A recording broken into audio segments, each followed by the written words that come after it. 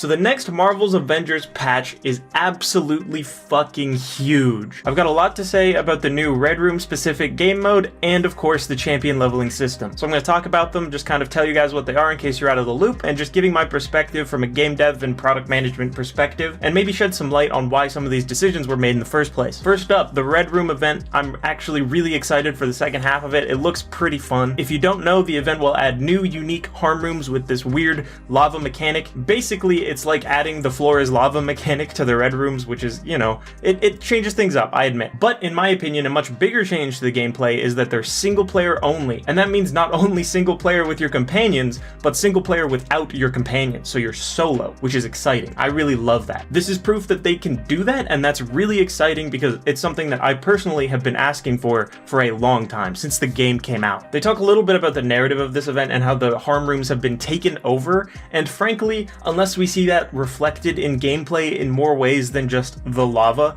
I'm a little bit disappointed in that, but I understand that these are mostly for gameplay, so it's fine. I would have liked maybe a cutscene to explain this stuff, but if we don't get that, I'll understand. And during the dev stream, which I actually watched this time, so I'm well informed, feels very good, they talk about how they are focusing on the difficulty for this specific event, especially because it's solo. They want it to be challenging, but they still want it to be accessible to lower level players, so you can play them. It'll just be a lot easier if you have most of your skills unlocked, obviously. In other words, don't go into this event expecting it to be a cakewalk. Expect something a little challenging, expect to have trouble with platforming, with air quotes, because the event focuses around staying on platforms and not getting knocked off into the lava. And I think a big part of the difficulty might be a little artificial because the lava one-shot kills anything that touches it, but that includes, you know, the enemies, so maybe it'll be alright. I don't know, I'll have to play it to see. But I look forward to getting in there and trying it out. Now, as far as added gameplay goes, I think this is the best addition that an event has brought so far. But I know that the gear is a little similar to what we've seen before.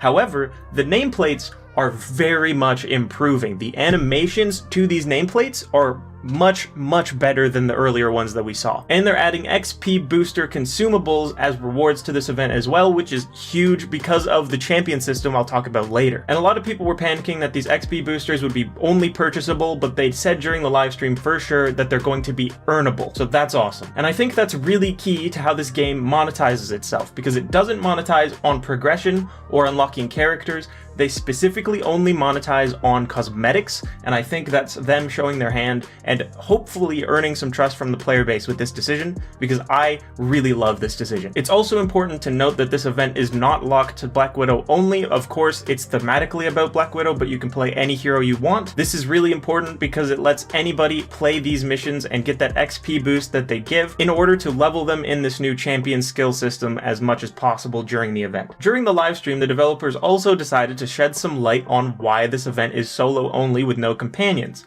And that's because these events are meant to add variety to the game, especially the gameplay. And this is something that the players haven't seen before, and it's exciting, and I really like that they're doing that. I think that is an A+ decision. The developers also mentioned why all of these events have been timed so far, and they didn't really give a reason other than because they're events, but they did make it very clear that they were open to hearing feedback from the players, and that if we're loud enough, they may keep some of these things around more permanently, which I think is very awesome and very exciting. If we can get that tachyon anomaly thing permanently, that would help matchmaking in a big way. If these things stick around longer than just the couple week period, that would be really beneficial to the game as a whole, because it adds something for people to do. Those are my thoughts on Red Room. I look forward to trying it out. It looks really fun, especially in comparison to the other events. I think it's going to be the best one easily, because it gives you XP boosters, and that's a valuable reward. That is really exciting. Moving swiftly on. I'm sure a lot of you have seen the champion skill system, but you might not know 100% what it is yet. In a nutshell, the champion system is intended to give players that play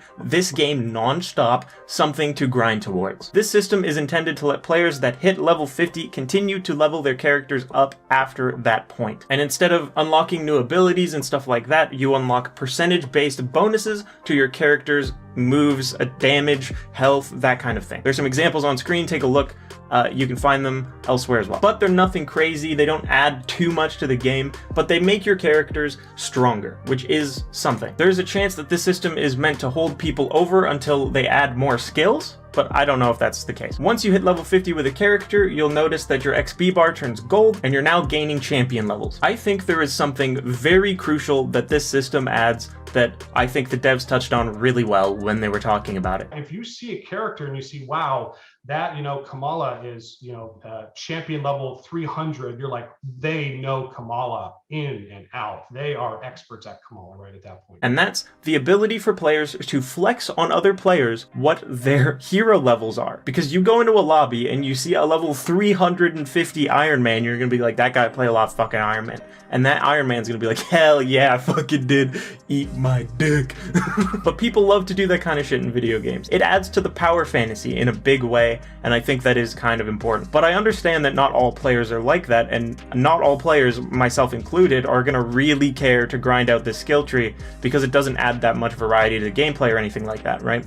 And that's fair, I think. It's not for everyone, it's for those people that need something to grind towards. This gives them a goal. Something important to note, that to increase this grind potential, they made it so that when you're going down the skill tree, the individual skills cost more and more and more. This is obviously so that players can't just complete it for every character really rapid fire. They have to really get levels and really play the game a whole lot, and I understand that decision. It's so that there's more to do, but it doesn't really feel like there's more to do, you know what I mean? And of course, they made it so that the levels cost more and more and more as you unlock them. It's not just 300 XP per level all the way to level 300, it's 300 and then it goes up and then it goes up and then it goes up. I don't know the exact numbers, just to clarify, but it goes up every single level. So I got this comment asking questions to me about the champion system, and I'm really excited about it. I'd love to answer more of your questions, so if you have questions for me, please leave them. I'll try my best to answer from that game dev perspective, see if I can shed light onto what they were thinking when they made some of these decisions. Not that I know for sure, I want to make that clear,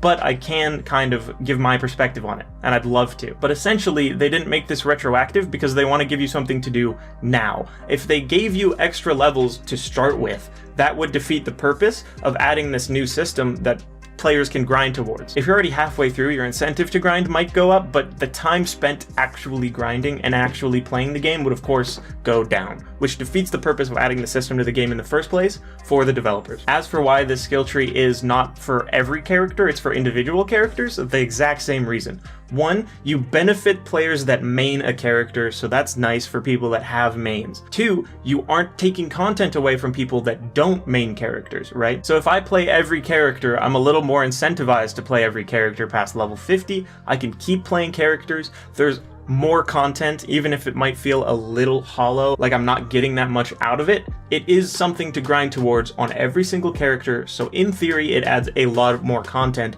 than if they were to do this for one skill tree for every character, right? So that's where they're coming from when they implement it in the way that they do. But I don't think this new system incentivizes you to change your main in any way. I think you're more than fine to continue playing characters that you have max level, and I think it only helps you want to play those characters. I personally maxed Cap like immediately and haven't really played him since I finished his battle pass, and this kind of gives me a reason to go back and play Cap because there's more that I can unlock for him. I personally feel more value in playing my main because I can unlock more stuff for him now, right? Instead of just playing him for the sake of playing him, there is something to work towards, which is something that I really feel was missing prior to this update. So I hope that answered your question, and please, if you've got more, hit me with them. I love this. This really put a huge smile on my face. So RP, thank you very much for asking. I appreciate it a ton. Also worth noting that everything in this skill tree stacks together, and I want to point out that I understand if this skill tree feels a little valueless. I understand that opinion, but I actually do think that it adds something to the video game, and I feel a little more inspired to go out and play my old mains that I haven't touched in a really long time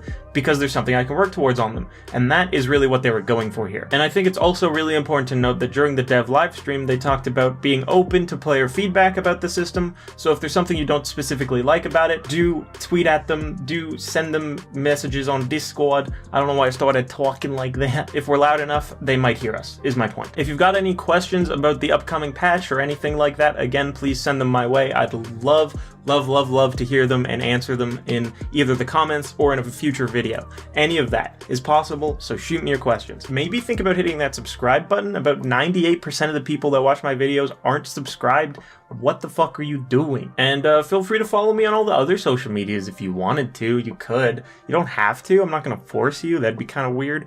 But you're more than welcome, man. I stream every once in a while. I tweet every once in a while. I have a Discord server that you could probably directly ask me things in, because nobody talks in there, and that'd be fucking the place to do it, I bet.